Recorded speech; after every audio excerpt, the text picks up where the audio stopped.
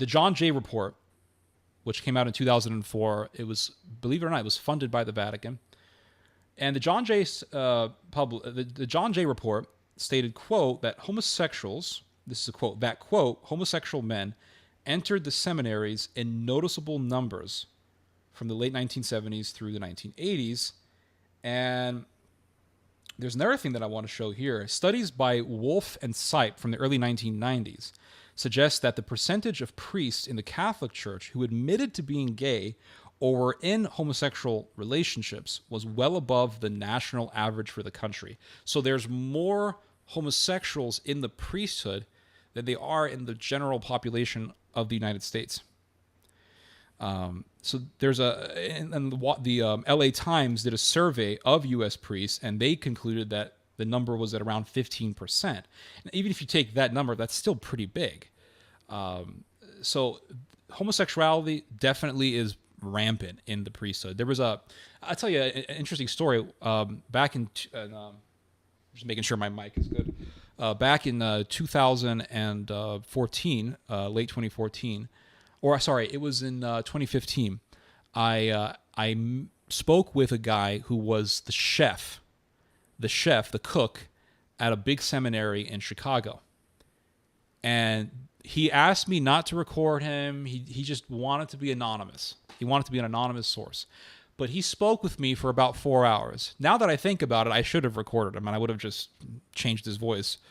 Yeah. But he spoke with me for about 4 hours, giving me all the dirt on all these priests in the seminary. He was giving me names. He was dropping names. He's like, dude, there's gay sex that goes on. They look at child porn on the computers. He says that they run the seminary like a gang. He said that one priest who was a Mexican priest, and the guy who was speaking with me was Hispanic himself, but he said that this Mexican priest told his mother, who was working in the seminary, that he would like boss her around all the time. And then he told everyone in the room, if any of you guys snitch on me, I have relatives who are in the Mexican mafia, like trying to scare everybody. And like, I want to say the day or 2 days after our conversation, he calls me up and he said, look at the news. He said, look up this guy's name. It was a Hispanic name. I looked it up and it was right there in Google News, arrested for child porn. And he told me, he said, during our conversation, in our initial conversation, he said that he worked in the seminary not just as a chef, but also as the guy who would pick up new seminarians from the airport, and then he would take them to their dorms, or he would drive them from the dorm to the campus, that sort of thing. And he told me that they were streamlining young Mexican men, or really Hispanic men from Spanish-speaking countries. They were streamlining young men from South America, Latin America, into Chicago, into the seminary. The name of this program was called Casa Jesus. You can look this up, Casa Jesus. And he told me, he says, Ted, they're bringing in homosexuals from Mexico. They're streamlining them in from Mexico. And he told me a story where he was driving some young Mexican guys from, I think it was from their dorm to the campus. And he says, Ted, you wouldn't believe it. He said there was a gang of young Mexican men, and they were making fun of one of the young men in the van, and they were telling him, why aren't you homosexual like us? And they started, and this is going to sound disturbing, but this is what he told me. He says, Ted, they started to like tap his testicles.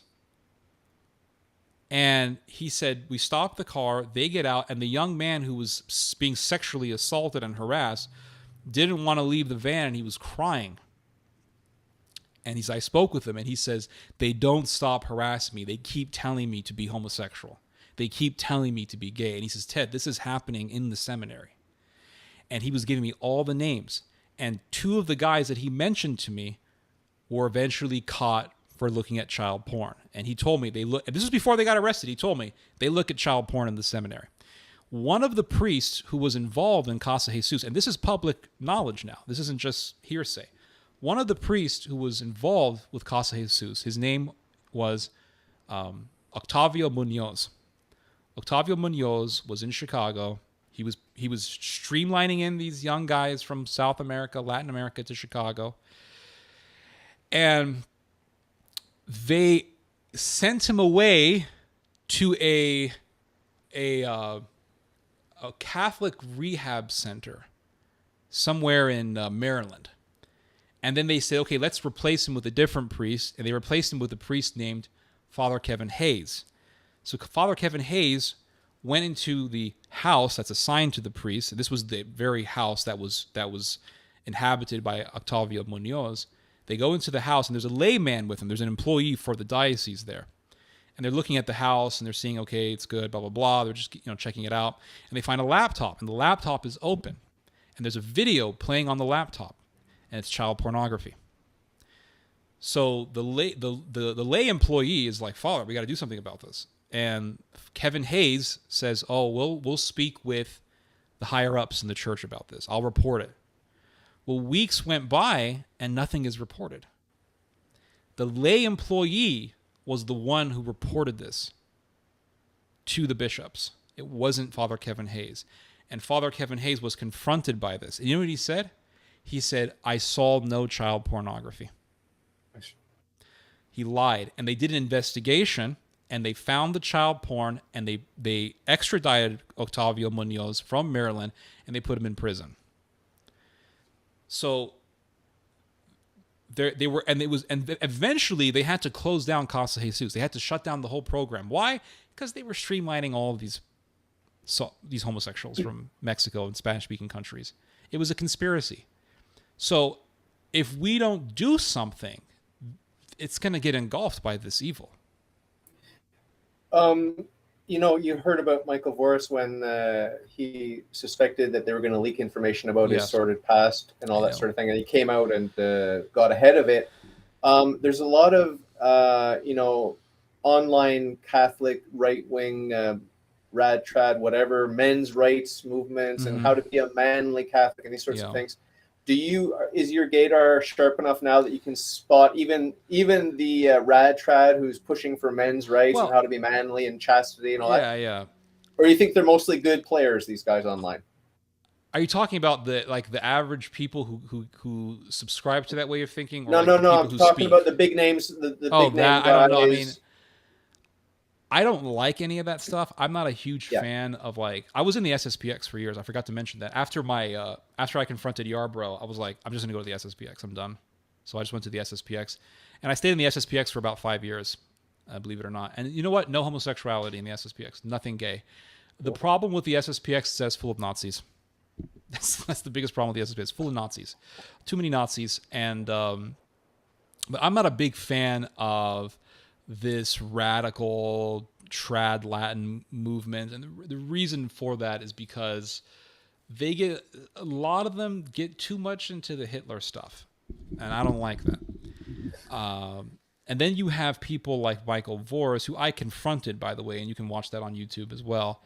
I confronted Michael Voris because he published this interview that Milo had done with America Magazine, and the interview was had some weird gay stuff in it, and I told Michael, I said, Michael, you know that Milo is talking about homosexual stuff in this interview that you published.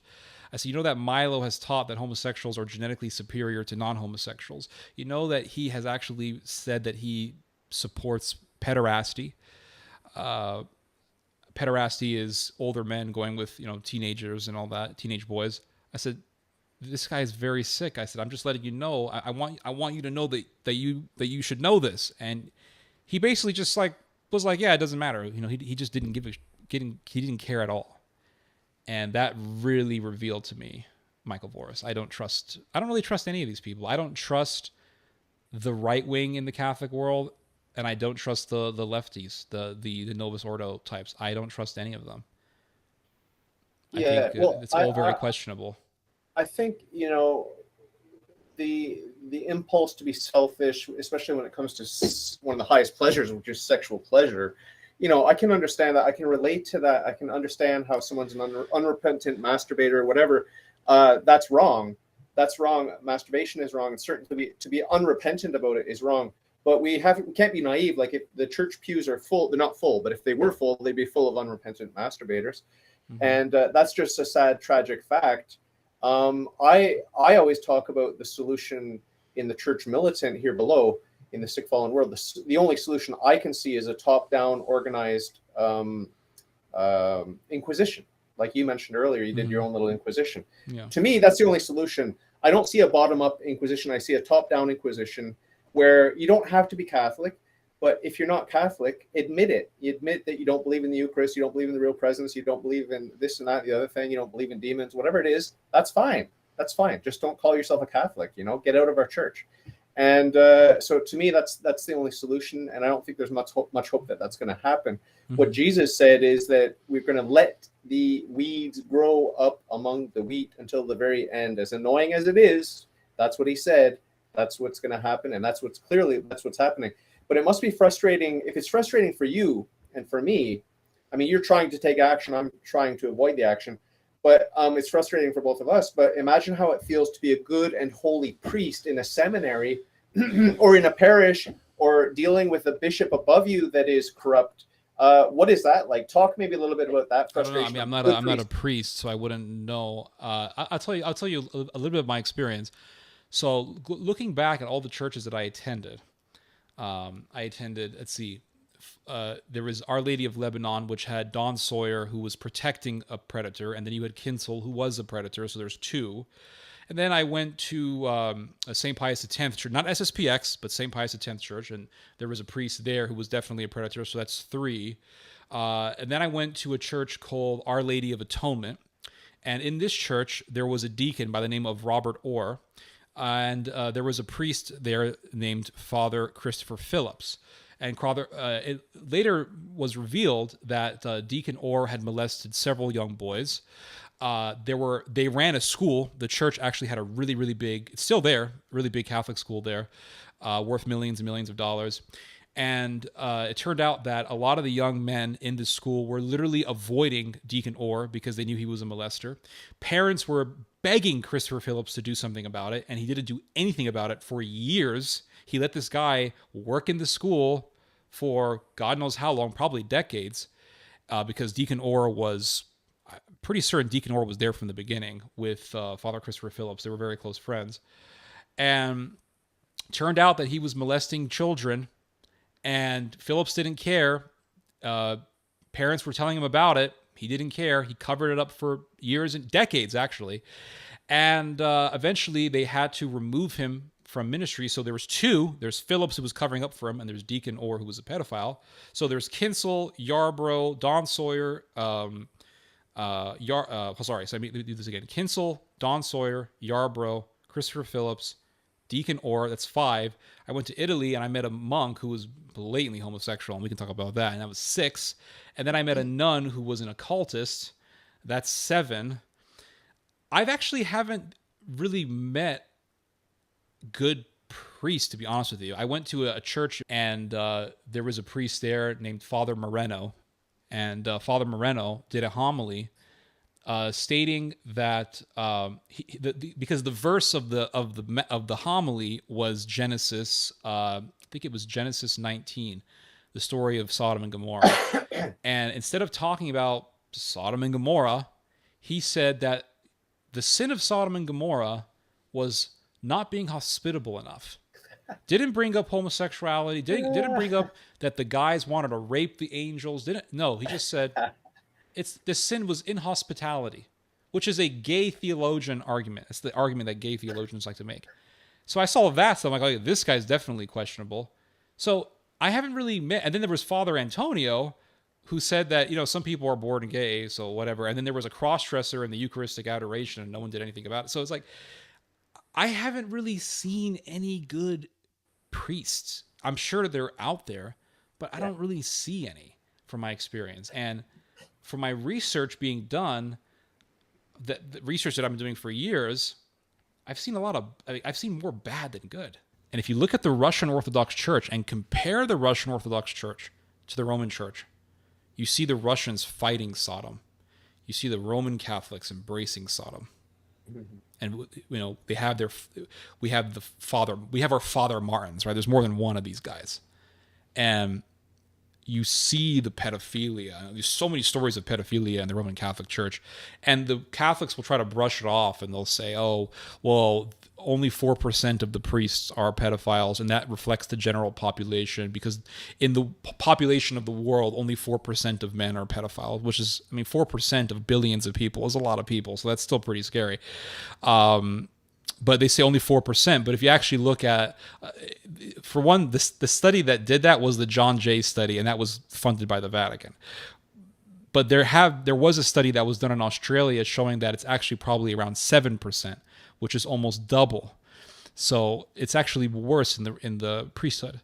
So you see this evil, and then what makes it so much worse is when I see priests and bishops, high-ranking bishops, when I see Pope Francis himself coming to the defense of the worst of the worst of the worst. And I know you agree with me on this already, but I just want to say, Johnny Johnson tried to rape a 6-year-old girl and brutally murdered her in Missouri. And the representative of Pope Francis, the official representative of Pope Francis in the United States, his name is Christophe Pierre. He wrote a letter pleading for the life of this guy. It's like, why do you plead for the lives of these people? This is like after World War II, you have the Nuremberg trials, and you have Mengele, and you have all these SS guys who did all these horrific crimes, and then you have, imagine the Vatican coming to the defense of those people. Like, oh, they don't deserve execution. No, they don't deserve that. Well, they do deserve it.